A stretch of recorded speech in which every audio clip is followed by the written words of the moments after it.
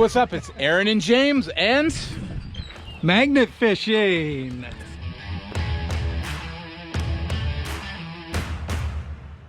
Today we're gonna unravel the mystery, see what I did there, of how come God doesn't answer my prayers? so this is a huge question because I think a lot of people, they walk away from God because they end up praying and they either don't feel like they get the answer that they want, or they actually don't hear from God. And so that automatically equates that God doesn't love them or care about them. And so we want to address that today. There's a plane going overhead. Did you get your magnet sorted out? Oh, you did. Yeah, I got Look at that. good to go. Me too. Yeah, super duper throw here. I feel like Wonder Woman. There you go. Now you just have to start pulling. That's it, eh? That's it. That's it. You see what you get. Oh, still going down. Let it go right to the bottom and just pull right along. On the bottom. Do you like jig it, like when you're ice fishing? Sometimes. The thing is, you don't want to pull it too fast or else it'll lift up off the bottom. Right. So you just want to drag it. Just drag it.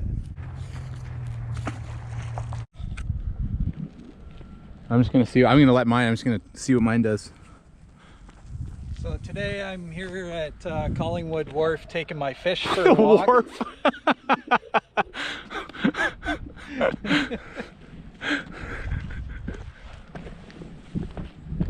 Oh, I'm caught. Cool.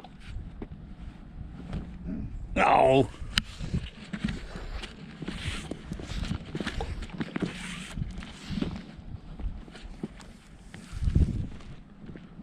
Magnet fishing, it's so exciting. Got a bite. Oh, might have just lost it. Yeah, I know it feels. Oh. I don't know. Feels like when you're like fishing for real and the worm is like eating a fish is eating the worm off your hook. That'd be a pretty small hook if you're fishing for worms. Fishing for worms. You gotta start somewhere. It feels like nothing new. So the question that we want to answer today is, when I pray, why doesn't God answer my prayers? And we want to just use the analogy of fishing to make that case.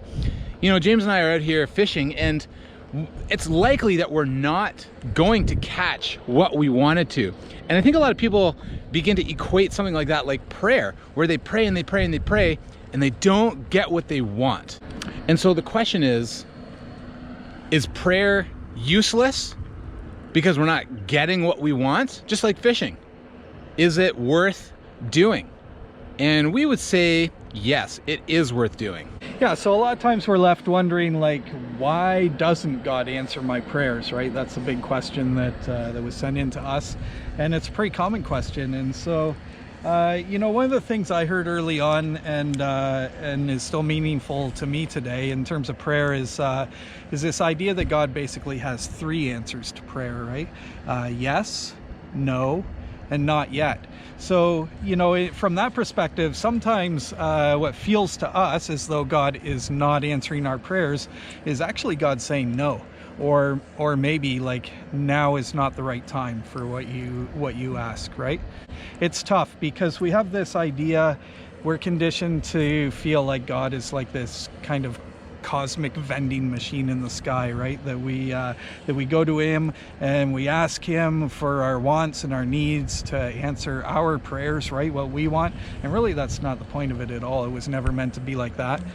Prayer was meant to be about us aligning our hearts with God's heart, right? If you think of Jesus's prayer, thy will be done, right? So not our will, but God's will on earth. So yeah, so it's tough because, you know, we experience things in life. We want answers from God. We want to get what we want, right? And it's not necessarily about that. So let me throw this into the mix, because so often we approach prayer as this one-way street. We talk to God, God listens. Let me throw this in the mix. How many times do we allow God to talk and we just listen? And, you know, prayer would be so much more different if we just let God talk to us. So what if, like, we answered God's prayer? Wouldn't, I mean, that's kind of mind-blowing, because if we do all the talking and we just expect God to listen, if God's talking to us and wanting us to do something, can you imagine what God's thinking? Man, I'm talking to Aaron and he's not doing what I ask him to do. He's not doing what I want. And so prayer isn't this one-way street that we just make all these cosmic demands, like James just said, for God. It's listening and conversing. It's about a relationship. And so that's how we want to frame prayer for you. Because if we just do all the talking, how are we gonna ever hear God? Here's another thought too, though, you know, back to the fishing sort of analogy that we've been using. You know, the Bible tells us that God has plans for us, plans for humanity, plans for the earth, but plans for you and I in that, right? But we don't know what those are, right? That's all lurking beneath the surface, so to speak, right? So it's sometimes prayer is a lot like fishing, in that we're trying to pull up from beneath the surface those plans and ideas that God has, those purposes for our lives. This idea that through prayer, through that time alone with God, communing with Him, that those plans that He has, the story that He has written for our life, will bubble up to the surface. So here's the other thing we want to go in there, because if we think that God isn't answering our prayer, maybe we're approaching prayer in a vending machine, cosmic-y way. God is like Santa Claus, here's my wish list. Maybe we need to pray differently. You onto something? Oh yeah, but it keeps sliding off. I think it's something big. Bike. I could get mine. Maybe.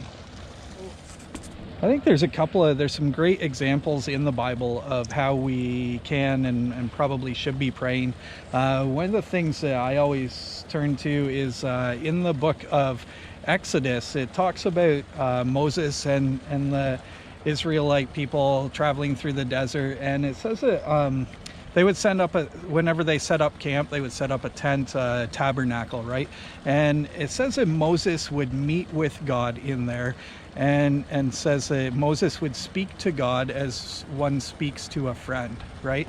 And I always carry that into my prayer life, right? That it's not about me asking for stuff. It's not about, you know, saying the right words in the right way, but it's just like me and God, me talking to God like He's my friend, and just unloading stuff, right? Talking to Him, listening to Him, right? That's how friends talk to one another. And I don't know, that's how I try to carry that idea into my prayer life. I got something on the line, finally, after hours. What'd you get? I'm pretty excited. What'd you get?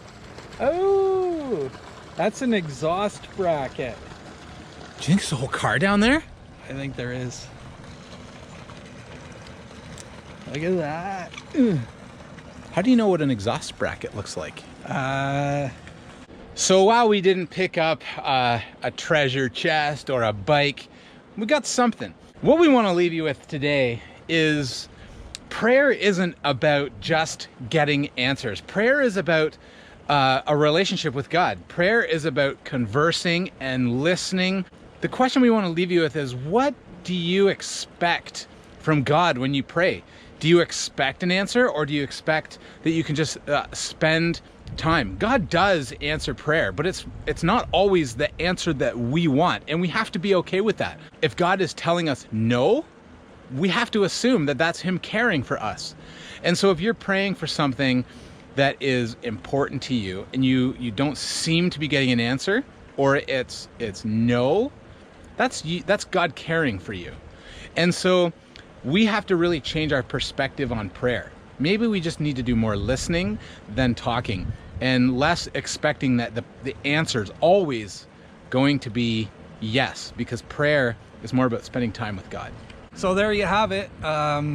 Why doesn't God answer my prayers? Well, sometimes it's just the answer is no, right? So we just got to trust that God's bigger than us. He knows what He's doing. Just like we didn't really catch much here today, sometimes we don't get what we want from God, and that's okay. That's it for today. I'm James. This is Aaron. It's so hard to say goodbye. So hard. Till next time, I'm Aaron. I'm James. I'm gonna push James to his death now.